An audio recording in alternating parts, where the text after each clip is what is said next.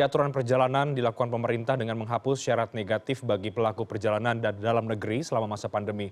Sebelumnya pelonggaran pada pelaku perjalanan luar negeri bebas karantina juga diputuskan pemerintah dengan Bali sebagai percontohan. Apakah relaksasi ini menjadi sinyal Indonesia akan kembali ke situasi normal dan pemerintah sudah bisa mengendalikan ancaman dari pandemi COVID-19. Kita akan diskusikan pada malam hari bersama dengan Ibu Siti Nadia Tarmizi, Sesditjen Kesehatan Masyarakat Kemenkes, dan juga Pak Diki Budiman, epidemiolog dan calon kandidat PhD dari Griffith University.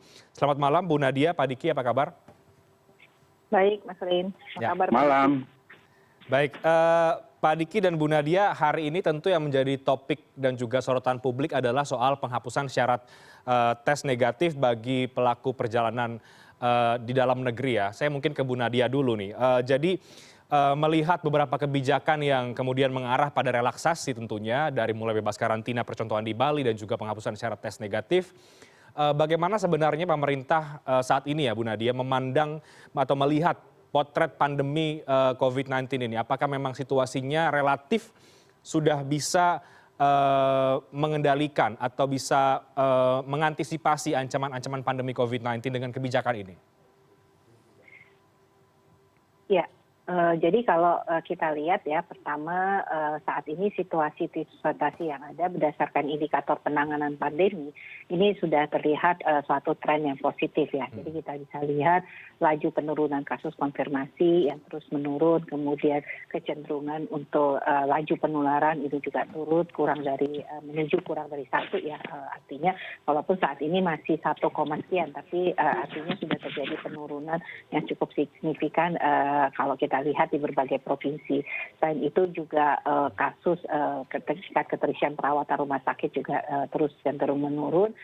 Di sisi lain vaksinasi itu terus kita tingkatkan baik untuk dosis pertama, dosis kedua maupun dosis ketiga. Memang kalau kita lihat tren angka peningkatan kematian masih terjadi, tapi walaupun demikian kalau kita lihat dibandingkan dengan jumlah kasus aktif, itu kasus aktif yang kemudian sembuh itu juga terjadi peningkatan bahkan lebih tinggi daripada varian Delta.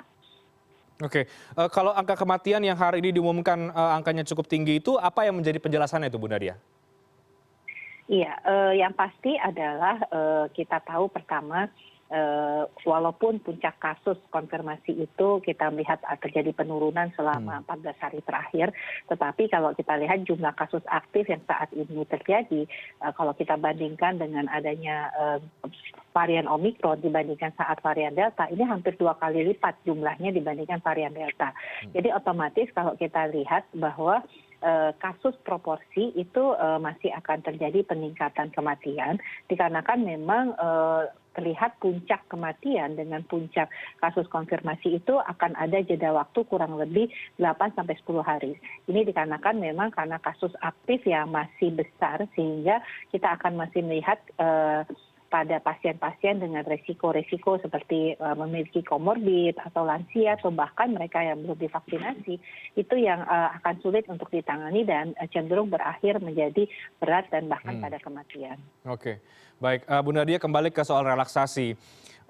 Selain laju penularan yang tadi Bu Nadia sampaikan sudah sangat menurun ya, apakah ada alasan atau pertimbangan lain dari pemerintah sehingga mungkin cukup percaya diri untuk melakukan pelonggaran dalam aturan perjalanan, kemudian juga melakukan uji coba bebas karantina di Bali? Apakah ada indikator yang lain, Bu Nadia?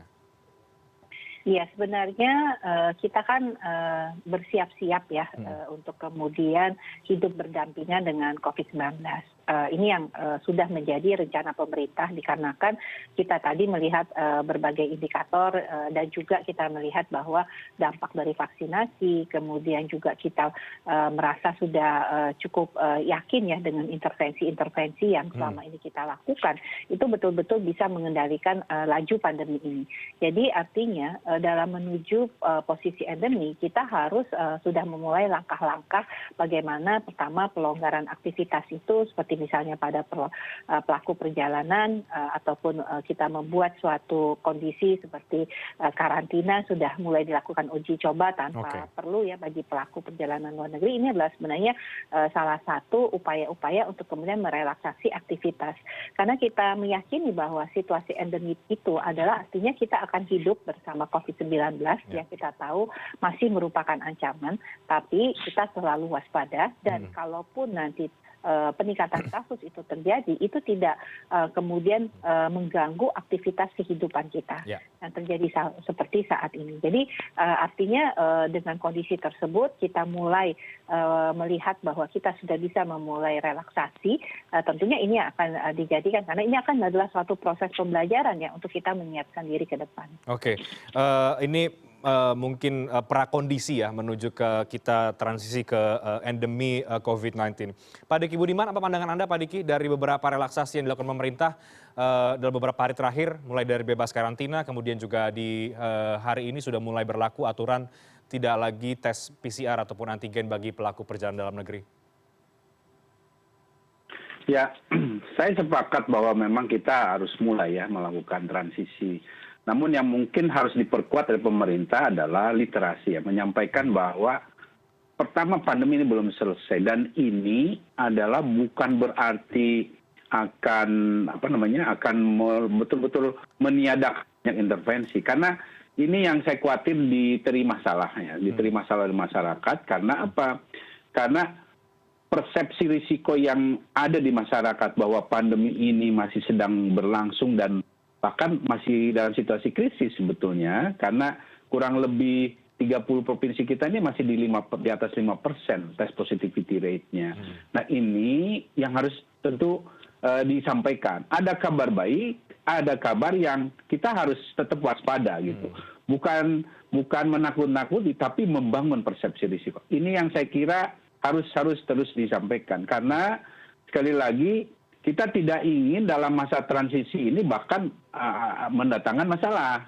Karena memang harus ada transisi ini, saya sepakat dengan Dr. Nadia. Kita harus menyiapkan ini, karena ini memang bukan dipaksakan, memang memungkinkan.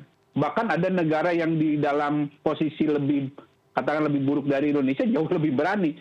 Kita menurut saya cukup memadai, bekalnya ada, tapi seperti yang tadi sebelum ini kan ada penumpang yang saya khawatir ini. Nah, itu berarti kita belum memberikan cukup literasi pada masyarakat bahwa di sisi adanya pelonggaran ada penguatan gitu. Seperti tadi pagi saya diskusi dengan Satgas ya, 3T ya tetap ada gitu, 3T dilakukan. Ada misalnya bahkan dalam pelaku perjalanan ini harus usul saya ada semacam sampling, katakanlah 1% dari total penumpang itu apa mau setiap hari atau mau seminggu sekali atau 2 kali itu disampling untuk dites. Kalau tes positif, karena itu jadi tools, jadi indikator, ini aman nggak? Seminggu kita evaluasi aman nggak? Nah, kalau misalnya dari hasil sampling itu ternyata tes positivity rate-nya di bawah 1%, kita bisa confidence banget bilang ke publik, strategi kita nggak salah nih, tapi ternyata harus terus dilakukan ini. Tapi sebaliknya kalau ditemukan ternyata mau tinggi, ya itu kesempatan, namanya juga transisi. Transisi itu adalah melakukan juga dalam tanda kutip uji coba. Ini mana yang masih harus diperkuat. Nah ini yang saya kira harus dilakukan ya. Karena bagaimanapun kita belum dalam situasi yang memang disebut aman, tetapi di sisi lain memang harus ada. Pemulihan itu tetap harus ada. Tapi dengan mitigasi yang kuat. Salah satunya ya tadi, surveillance ada, ya surveillance-nya bukan hanya yang di komunitas, yang di target-target, tapi juga kalau bicara kaitan masalah penumpang, saya kira begitu. Dan itu sama seperti, mungkin secara sederhana Bang Reinhardt, kita kan kalau di luar negeri ya, ambil nih barang-barang, bea cukai lah, itu ada, itu sampling tuh mereka ada, kamu jalurnya sini. Itu maksudnya dia ngambil dari sekian itu berapa orang akan di screening, berapa yang dengan tanda kutip tanpa izin membawa barang masuk yang tidak diperbolehkan. Nah itu sampling, itu penting. Nanti dalam bayangan saya harusnya, ini maaf saya sebut misalnya, ini ada obesitas nih, ini ambil contoh, ini lansia, ambil contoh, ini anak, ini ambil contoh. Nah itu hasilnya nanti akan sangat memperkuat memperkuat strategi kita. Artinya ada kelemahan ketahuan, ada kekuatan bisa ditularkan di daerah lain. Nah ini yang saya kira perlu ya untuk juga dilakukan dalam rangka mendukung pemilihan. Oke, Bu Nadia, apakah sampling yang tadi disampaikan Pak Diki itu sebetulnya bisa diterapkan ya kalau kita bicara soal untuk mendukung pemulihan ini, meskipun ada relaksasi tapi tetap ada kemudian cara-cara lain begitu ya, contohnya sampling yang tadi disampaikan oleh Pak Diki. Iya, artinya itu adalah penerapan sebagai bagian dari surveillance ya. Tentunya kalau kita lihat terkait pelaku perjalanan luar negeri, kebijakan untuk tidak meniadakan antigen atau PCR itu hanya berlaku pada orang-orang yang sudah mendapatkan vaksinasi lengkap dan booster. Ingat bahwa saya tadi setuju sekali bahwa untuk protokol kesehatan itu masih diterapkan dalam pelaku perjalanannya, termasuk misalnya nggak boleh makan kalau perjalanannya itu melalui penerbangan kurang dari 2 jam. Tetap bahwa harus protokol kesehatan, memakai masker yang benar itu masih terus diterapkan ya pada pelaku perjalanan baik udara, laut maupun darat. Untuk yang mereka tidak vaksinasi secara lengkap ataupun mereka yang belum booster itu tetap dimintakan untuk pemeriksaan antigen dan PCR-nya ya, artinya tetap berlaku seperti aturan yang sama.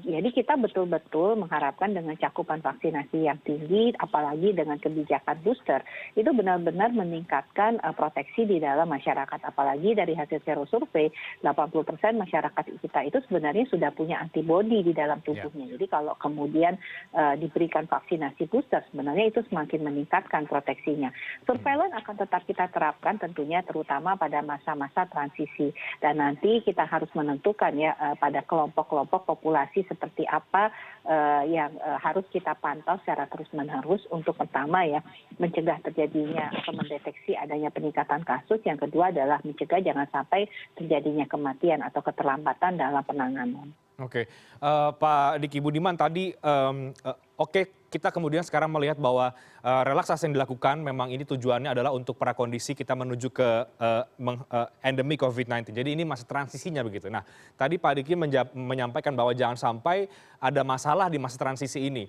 Dengan intervensi pemerintah yang kita bisa katakan cukup berhasil menekan angka penularan sampai dengan hari ini, celah adanya masalah ini di mana, Pak Diki Budiman? Di momen-momen kita sedang masa transisi ini, sehingga ini mungkin bisa jadi bahan diskusi dan juga pengetahuan bagi publik agar kita bisa lebih bersiap lagi di masa transisi ini. Tapi dijawabkan nanti Pak Diki dan juga Bu Nadia. Kita break dulu, kami akan segera kembali.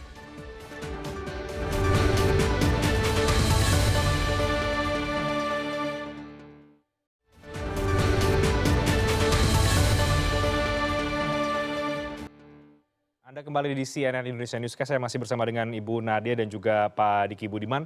Pak Diki tadi di awal, Pak Diki juga menekankan bahwa pentingnya literasi ya kepada masyarakat dan semua pihak di masa transisi ini, prakondisi menuju kita menghadapi endemi COVID-19. Nah, apakah kemudian dengan segala intervensi pemerintah dan juga perkembangan situasi saat ini, masih ada celah yang perlu diperhatikan di masa transisi ini sehingga kita nantinya akan menghadapi endemi COVID-19, Pak Diki? Ya, jelas celah itu ada ya. Kita harus pahami bahwa prinsip dalam setiap wabah raya seperti ini, tidak ada yang aman, negara yang aman kalau belum semua aman. Itu jelas. Nah, masalahnya kita nggak bisa juga sendirian aman sendiri itu nggak bisa. Karena Afrika, bahkan sekarang Ukraina lagi perang lagi. Nah, itu dalam kondisi yang tidak aman dan artinya bisa melahirkan varian, misalnya varian baru. Dan bahkan sekarang Omicron kan sudah ada 2 subvarian yang lahir, satu di Hong Kong, satu lagi di Inggris. Nah, ini menunjukkan satu bahwa kita harus betul-betul dalam pola atau skema transisi ini bukan berarti mengabaikan yang disebut dengan 5M ya. Tapi kita bahkan memperkuat itu, membudayakannya gitu, sehingga itu menjadi bagian dari kehidupan kita. Karena memang sulit untuk kembali seperti benar-benar sebelum pandemi, itu sulit. Karena bicara gini, COVID ini kan penyakit yang ditularkan melalui udara. Kita mau nggak mau harus meningkatkan kualitas udara. Sebagaimana waktu kita perang melawan kolera, berabad-abad kolera itu ya.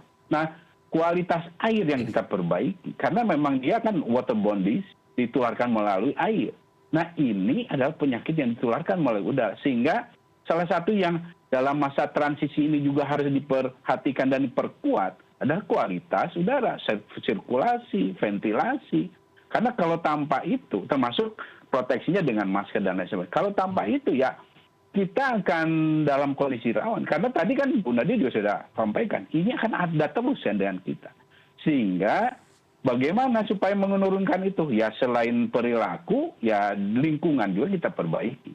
Nah ini yang artinya potensi kerawanan ini ada. Dan selain itu, bicara wabah, ini dari mulai lokal sampai global itu berpengaruh. Dan kita tahu, meskipun kita apresiasi, syukuri ya capaian vaksinasi kita sudah jauh lebih baik. Tapi bicara kesetaraan, pemerataan, distribusinya, ini masih jadi PR.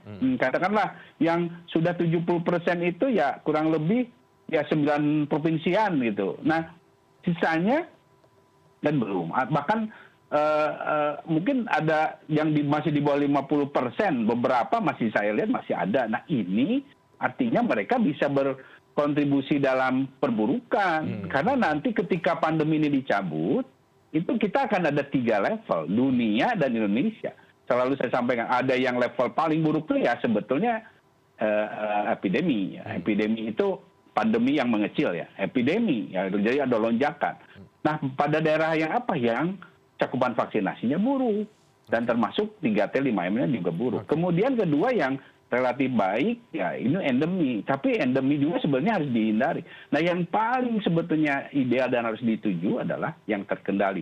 Nah itu semua saat ini sudah mulai kelihatan kok, wilayah-wilayah di kita ini, mayoritas Jawa, Bali ya mungkin akan cepat masuk ke fase endeminya cepat gitu. Tapi di luar Jawa itu bisa banyak yang epidemi gitu, yang akan ada lonjakan-lonjakan di kabupaten, kota, atau provinsi. Nah ini yang dalam masa transisi ini kita mulai melakukan satu perubahan dalam kualitas dari sistem kesehatannya, dari juga kualitas personal hygiene dan juga lingkungan. Nah ini yang sekali lagi pendekatan di masa transisi ini memerlukan pendekatan yang komprehensif ya. Jadi bukanlah satu pendekatan yang oke selesai nih kita bebas berjalan selesai semua, enggak. Karena melandainya kasus, turunnya kasus itu bukan berarti virus hilang, enggak. Virus itu tetap ada, tapi ya kita harus kendalikan gitu. Ya, jadi prakondisi iya dilakukan tapi juga harus dibarengi dengan literasi ke masyarakat dan tetap waspada akan celah-celah yang bisa memperparah keadaan atau bahkan merubah keadaan dari yang sekarang mungkin lebih baik, bisa kemudian kita harus tetap waspada untuk keadaan ataupun ada ancaman varian yang baru misalnya. Bu Nadia, literasi yang juga harus dibarengi dalam masa transisi ini seperti apa dan bagaimana strategi pemerintah atau Kemenkes untuk terus menyampaikan literasi itu kepada masyarakat bahwa kita memang sedang menuju ke sana, menuju ke transisi endemi, tapi juga di saat yang sama kewaspadaan juga harus tetap diberlakukan. Ya, jadinya kita ketahui bahwa kebijakan transisi dari pandemi COVID menuju endemi tadi kita lakukan juga secara bertahapan ya. Artinya bagaimana situasi pandemi itu kita kendalikan, kemudian tahap kedua adalah pra-endemi dan baru nanti kita pada saat endemi. Dan tentunya apa yang disiapkan adalah peta jalan untuk mempersiapkan normalisasi aktivitas masyarakat ya. Dan tentunya kita tetap memperhatikan dalam menuju persiapan normalisasi aktivitas masyarakat tadi, mempertimbangkan berbagai hal termasuk tren-tren laju penularan dari sisi aspek kesehatan. Tetapi kembali ya bahwa titik keseimbangan antara aspek kesehatan dengan aspek non kesehatan ini tentunya merupakan suatu sinergisitas yang harus kita lakukan. Di sisi lain saya setuju sekali literasi tadi harus dibangun bersama masyarakat ya. Kita mungkin tidak perlu terburu-buru misalnya melakukan pelonggaran protokol protokol kesehatan. Pelonggaran aktivitas bisa kita lakukan, tapi prokes tetap kita jalankan. Karena penting ini dipersiapkan juga oleh pemerintah dan juga masyarakat juga siap supaya nanti tadi sudah disampaikan Pak Diki bahwa kita akan hidup berdampingan itu seperti apa. Jangan sampai kita hanya memahami hidup berdampingan hanya sebatas wacana atau slogan saja, tapi kita betul-betul artinya waspada dan kemudian kita betul-betul memahami seperti apa cara pandang yang baru atau kondisi yang baru yang nanti akan kita terapkan pasca pandemi dengan kondisi hidup bersama COVID-19 ini. Jadi tentunya seperti kita menginginkan vaksinasi dosis primer itu untuk digerakkan dan juga masyarakat yang sudah waktunya mendapatkan vaksinasi booster ini untuk segera melakukan vaksinasi ini harus terus dikomunikasikan karena kita melihat antusiasme masyarakat untuk mendapatkan vaksinasi booster ini tidak sebesar pada waktu dosis primer ya. Nah, apalagi nanti kalau kemudian kondisi ini semakin laju penularannya menurun sehingga dirasakan lebih aman. Nah, ini yang harus terus kita bangun literasi ini untuk mempersiapkan bahwa kita ini belum selesai perjuangannya. Jangan sampai kita harus setback kembali. Apa yang sudah kita bangun bersama harus kita teruskan supaya kita mencapai titik akhir kemenangan tadi menuju endemi. Oke, jadi segera booster dan kita belum mencapai kemenangan kira-kira begitu ya Bu Nadia juga dan Pak Diki. Jadi mudah-mudahan diskusi ini bisa menjadi bahan literasi juga ke publik bahwa kita memang bersiap untuk menghadapi endemi COVID-19 hidup berdampingan, tapi juga di saat yang sama prokes bukan berarti langsung dilonggarkan. Terima kasih banyak Bu Nadia, Pak Diki Budiman untuk diskusi pada malam hari ini. Mudah-mudahan semuanya semakin membaik situasi pandemi COVID-19 di Indonesia. Terima kasih, selamat malam, sehat selalu Bu Nadia juga Pak Diki. Selamat malam Mas Rehan, Pak Diki.